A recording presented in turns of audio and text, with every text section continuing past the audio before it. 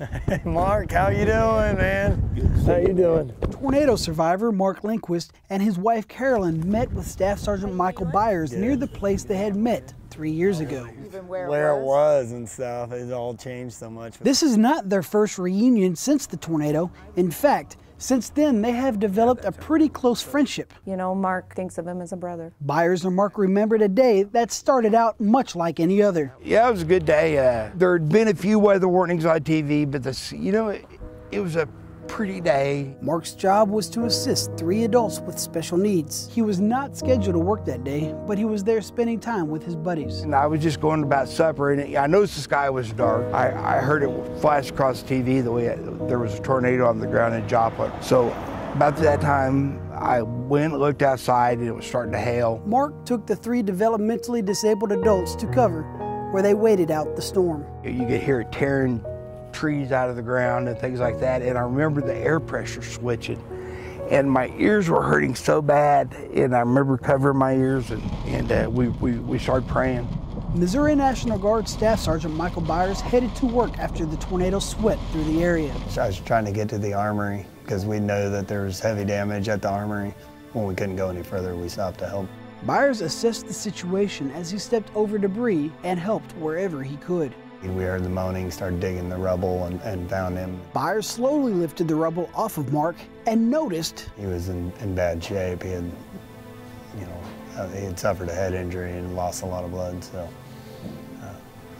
we pulled him out of the rubble and rendered first aid and used our shirts for bandages.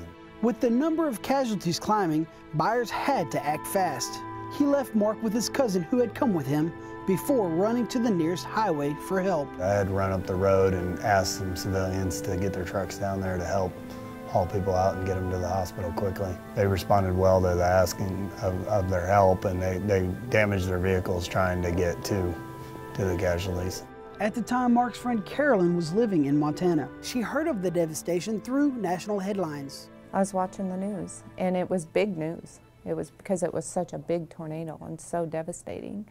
And I was just shocked because that's where, Mark was. Carolyn would not learn of Mark's injuries until 3 days after the tornado. She turned to multimedia for answers. I finally contacted his sister Janie on Facebook, whom I did not know his family at all, and she got back to me right away.